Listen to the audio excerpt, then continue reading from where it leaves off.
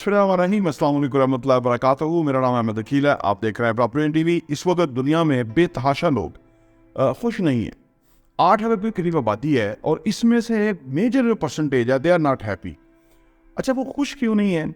ये वजूहत हम डिस्कस करते हैं कि ये वजूहत की बिना पे वो खुश नहीं है। अगर ये वजूहत को कंट्रोल करने में कामयाब हो जाए, उनकी ज़िंदगी के अंदर खुशी बहुत बढ़ सकती है। अच्छा, दुनिया में जो कुछ भी हो रहा है ना, वो दो वजूहत के लिए इंसान कर रहा है। नंबर 1 वो पैसा कमाने के लिए कर रहा है, दूसरा खुशी हासिल करने के लिए कर रहा है। ये दोनों ही मेन फोकसेस हैं इंसानों के। लेकिन इसके बावजूद भी आपने देखा कि पैसे के मामले में दुनिया में गुर्बत इंतहा की है। हालांकि मौके अपॉर्चुनिटीज़ मौजूद है, लोग अपनी ज़िंदगी को मुस्तकिल मजाजी से उस डायरेक्शन में नहीं डाल सकते कि जहाँ से उनको पैसा की बहुतात होगी, वाफर पैसा होगा, खुशहाली होगी।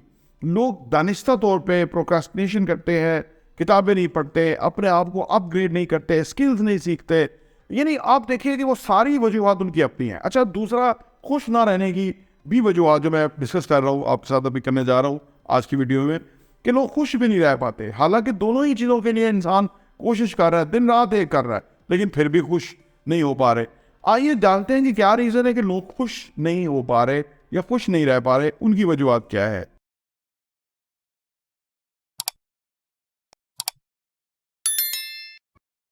Number 1, wrong definition of their happiness. हर बंदे की ना खुशी की जो इंटरप्रिटेशन है वो कुछ मुख्तलिफ है। कोई पैसा हासिल करना चाहता है खुश होने के लिए, कोई ज़्यादा माल चाहता है खुश होगा, कोई वकेशन चाहता है खुश होने की, कोई कुछ चाहता है। देखिए, खुशी की जो डेफिनेशन है ना, वो सही सेंस में हर बंदे के लिए मुख्तलिफ है। लेकिन अगर हम सोशल मीडिया पे, इंस्टाग्राम पे, यूट्यूब पे, बाकी जगहों पे देख के लोगों को खुश होते हुए देख के हम भी वैसे ही खुशी हासिल करने की पीछे निकल पड़ेंगे, तो हम खुश नहीं रह सकते। क्योंकि अल्लाह ने जो 8 अरब लोग आबाद किए ना इस दुनिया में, इस वक्त एग्जिस्ट करते हैं, उन 8 अरब के अंदर हम यूनिक हैं। हर बंदा यूनिक है।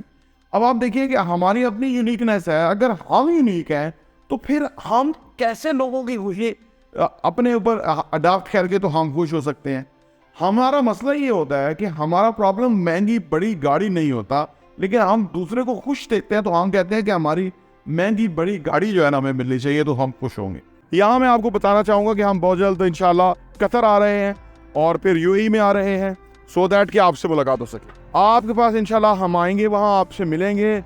रियल एस्टेट के हवाले से या जो भी हमारे टॉपिक्स हैं उस हवाले से आपकी कोई भी क्वेरी हो, कोई भी सवाल हो, आप हमसे ज़रूर कॉन्टैक्ट कीजिए।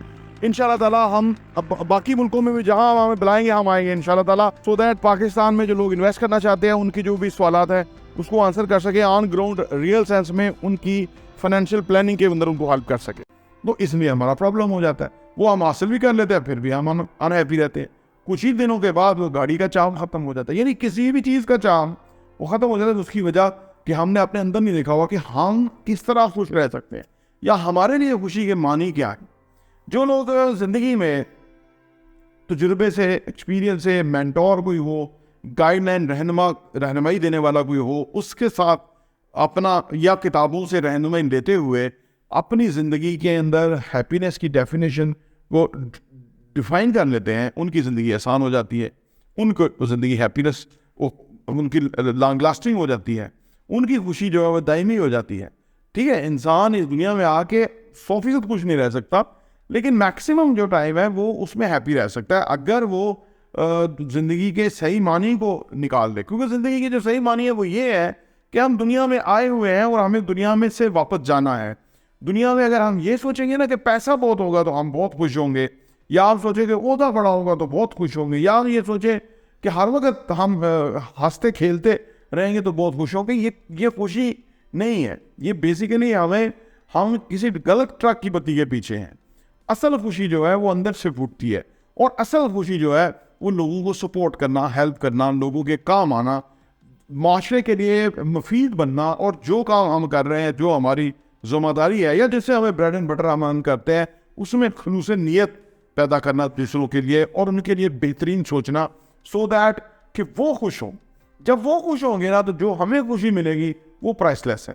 तो ज़िंदगी की जो आपकी खुशी है, कैसे आपको खुशी मिलती है, वो आप डिफाइन कीजिए, ताकि आप ज़्यादा मुस्तकिल मिजाजी के साथ खुश रह सकें और ज़िंदगी में अनहैप्पी ना हो। लोगों के अनहैप्पी होने की जो दूसरी बड़ी वजह है वो ये है कि उनकी एक्सपेक्टेशंस बहुत हाई होती है, यानी अदर लोगों से एक्सपेक्टेशन होती है, यानी उनकी एक्सपेक्टेशन होती है कि मुल्क की हालात बदल जाएंगे, वरना वो नहीं बदलेंगे। ये इन हुक्मरानों को तो कोई फ़र्क नहीं पड़ता। एक्सपेक्टेशन को मिनिमम अगर दूसरों से रखें तो फिर बंदा खुश रहेगा। और अगर हम अपने घर से एक्सपेक्ट करते रहेंगे जो हमारे साथ ऐसा होगा, ये खुशी नहीं देगा हमें।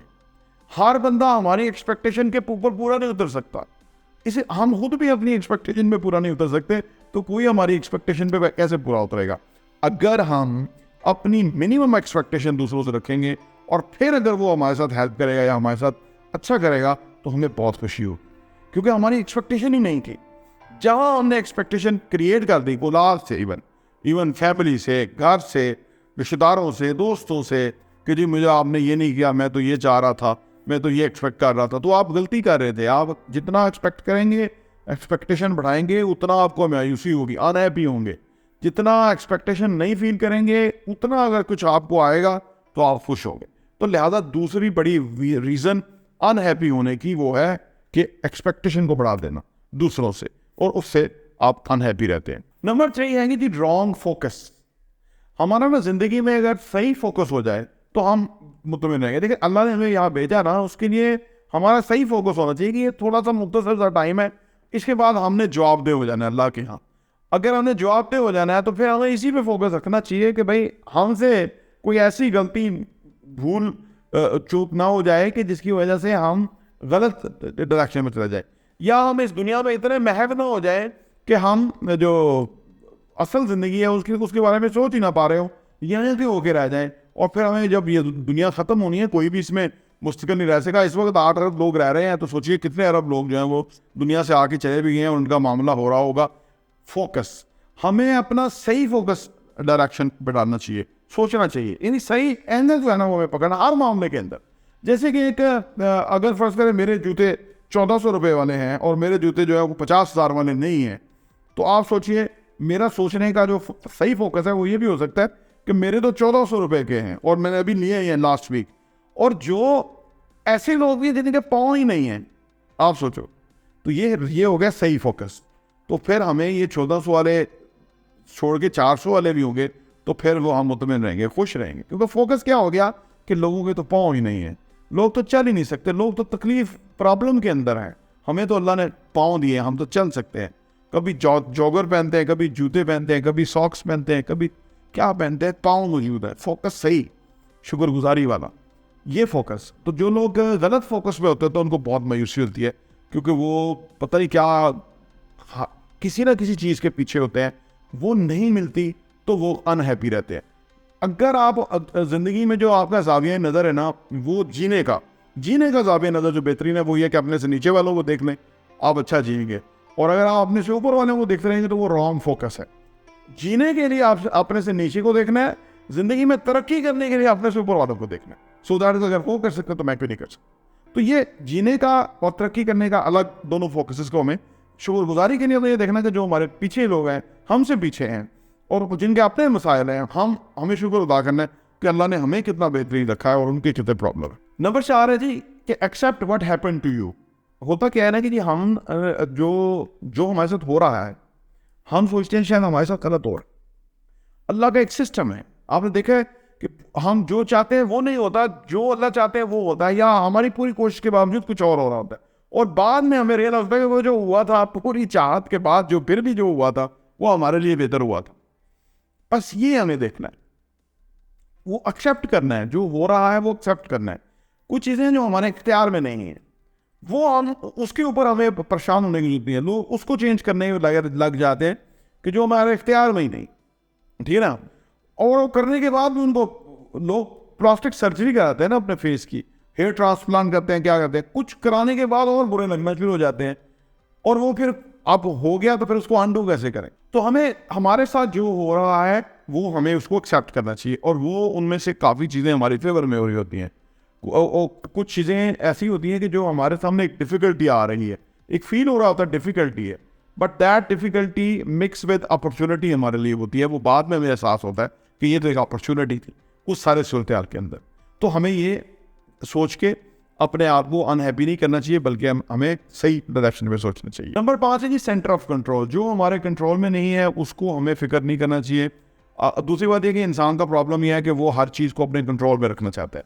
ये दुनिया जो जिस मामला जो चल रहा है, जो जिस तरह से अल्लाह का सिस्टम है, उसके अंदर आप जितना कंट्रोल लेने की कोशिश करेंगे उतना आप अनहैप्पी रहेंगे।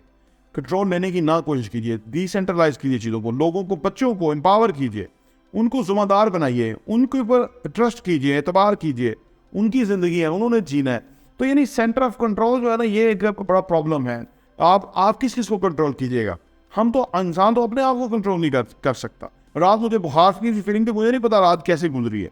आप अपनी तरह लिमिटेशन का अंदाजा तो कीजिए। तो अगर आप हर चीज़ को कंट्रोल करना शुरू करेंगे, सोचिए कि आपका क्या हाल होगा और आप अनहैप्पी रहेंगे। नंबर 6 है ओपिनियन ऑफ अदर्स। जो लोग दूसरों की राय को अहमियत देते हैं वो बड़े अनहैप्पी रहते हैं।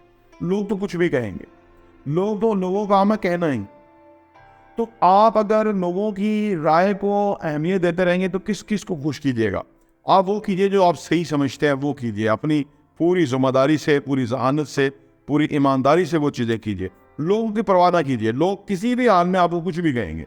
तो लिहाजा ये भी एक अनहैप्पी रहने की कोशिश है कि आप दूसरों के ओपिनियन को अहमियत देते रहें और आप अनहैप्पी रहेंगे। नंबर 7 और आखिरी यह है कि कंपेयरिंग विद अदर्स।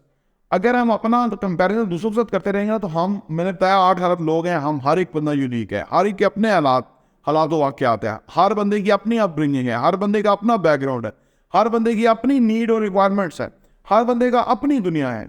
तो लिहाजा हमें जो है ना, ये इस चीज़ को मद्देनज़र रखना चाहिए कि हमें कंपेयर नहीं करना चाहिए किसी के साथ। यहाँ भी बड़ी अनहैप्पीनेस फील होती है जब आप कंपेयर करना शुरू करते हैं। मेरे पास तो ये है, उसके पास तो ये है, उसके पास तो ये भी है, उसके बाद तो ये भी है। अगेन वो जीने का जो ढंग असल है कि अपने से नीचे वालों को देखिए, कंपेयर बड़े वालों के साथ ये कंपेयर ना कीजिए। ये कंपैरिजन हमें अनहैप्पी रखता है। तो ये चंद वजूहत है कि जिसकी वजह से लोग दुनिया में परेशान रहते हैं, खुश नहीं रहते। अगर इन वजूहत को कंट्रोल करके, समझ के ज़िंदगी गुजारे तो वो इंशाल्लाह ज़रूर हैप्पी रहेंगे। फॉर अपॉर्चुनिटी भी देखने का बहुत बहुत शुक्रिया।